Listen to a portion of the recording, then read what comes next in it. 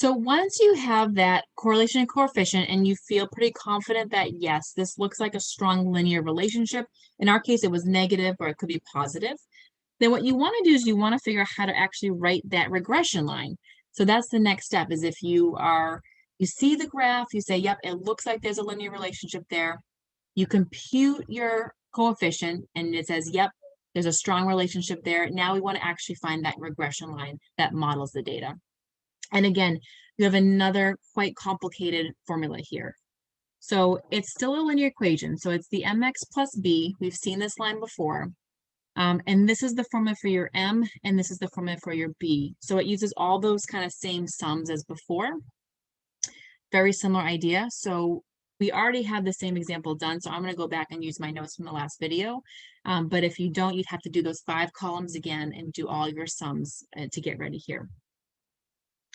So again, we're sticking with the same example. We're going to find that regression line here. And what I would have to do is go back and make this big table again and use those same values, right? So let's go ahead and fill these in. I know I have some of the work done here, but I'm going to go ahead and just kind of work this out with you. So first thing I'm going to find is my m. So I have n times the sum of the xy's minus the sum of the x's times the sum of the y's all over. Now this is nice because at least I don't have any roots here. Sum of the x squareds minus the sum of the x's squared. So my n again is still 10. I'm doing the same example as before. The sum of the xy's is 308 minus the sum of my x's is 105 and the sum of my y's is 38. Oops, yep. And then in my denominator, my n is 10. The sum of the x squareds is the 1235 minus the sum of the x's is 105. And then be careful because then you're squaring it. So in your numerator, this is actually the same numerator as before. You're still going to get that negative 910. And then in your denominator, if you multiply everything out, we have 10 times 1235 minus that 105 squared. Again, we've seen this before already, is that 1325. So when you go ahead and divide these, I get about negative 0.68679, etc. And your book is rounding to 2 decimal places here, so about negative 69. Again, there is a negative there, so it's going to be negative. So there's our m. Now for your b, we're going to use this formula here. So our b value, it's the sum of the y's, which is 38, minus whatever your m is. So our slope is negative 0.69 times the sum of our x's, which is 105, over your n, which is 10. So here, notice my 2 negatives here will cancel to make a positive. So for my numerator, I'm looking at 38 plus, and then it's 0.69 times 105. Now, if your calculator can't handle all this at once, just be careful of order of operations. You need to do the multiplication first and then add it to the 38. You have about 109.4 in that numerator.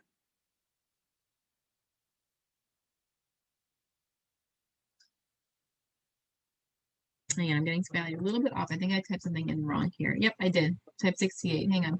So I'm checking my notes because I already did it beforehand. So I knew my answer was a little off. Sorry, it should be 110.45. That looks better.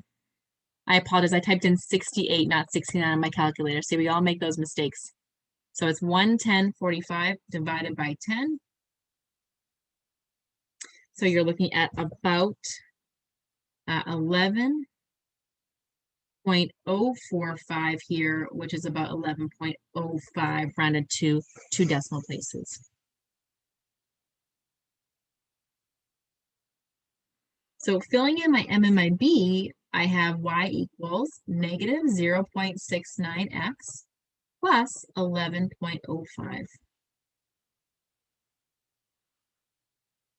So that is the formula for my regression line here.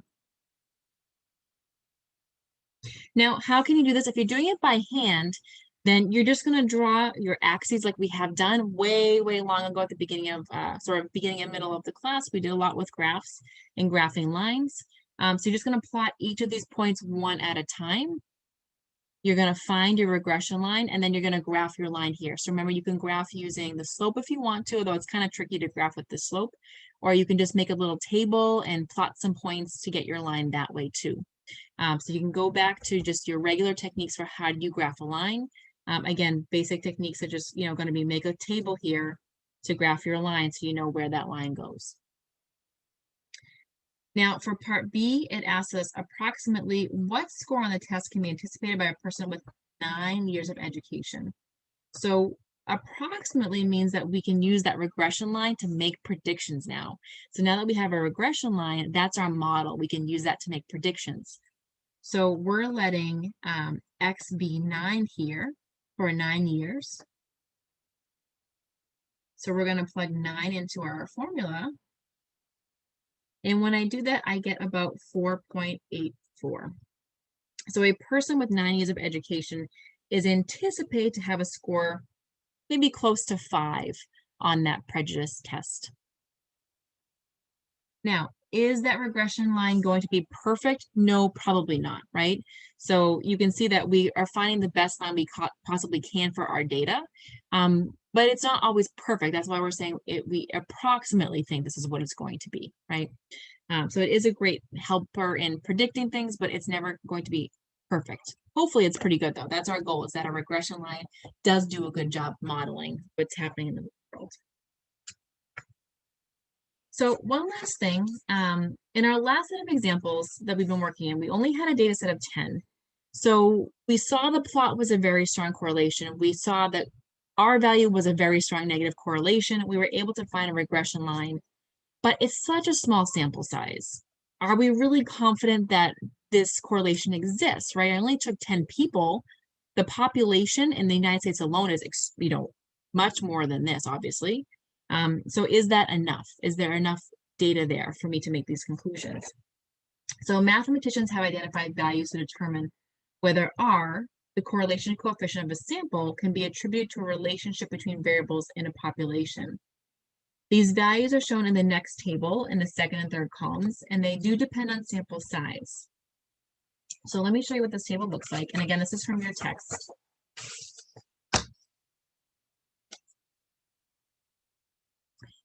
So here's the table, and N is your sample size that's on the left here, and then you have these two other columns. So the sample size, as I said, is listed on the left, and here's how you use the table.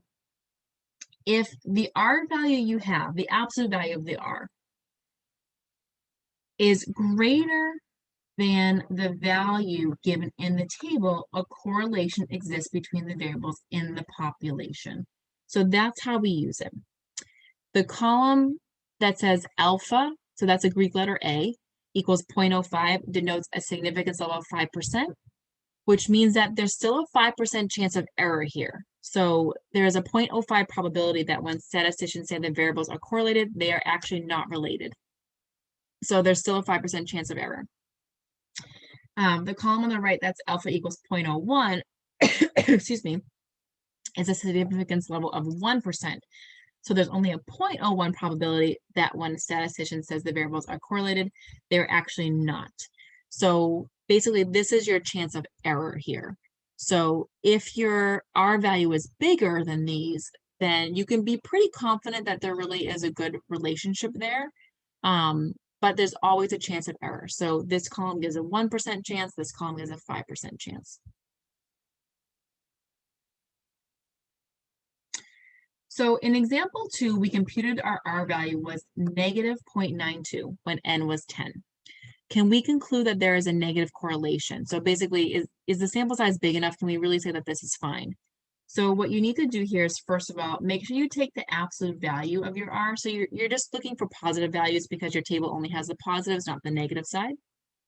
And you do need to use your sample size. So our sample size here is 10. So this is the row for n equals 10. Notice that our R is bigger than both of those values, right? It's bigger than the 5% value, and it's also bigger than the 1% value. So our R is bigger than both of these.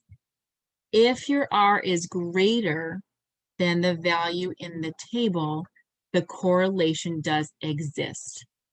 So what this is saying is that even though our sample size is small, it's only 10, because our R value is bigger than these two columns, basically, then we can be pretty confident that we really do have a strong negative relationship there. Okay. So because the 0.92 is greater than both of these values, we may conclude that a correlation does exist between education and prejudice in the population. And there is a probability of at most 0.01 that the variables are not really correlated in the population, and our results could be attributed to chance. So again, here, because we're past the 1% error, again, there's at most a 1% error that we could be wrong. But if your R value is above these, then you should feel pretty confident that you really do have a relationship there, a correlation. In this case, it was a negative correlation, but you have a strong, in this case, correlation there.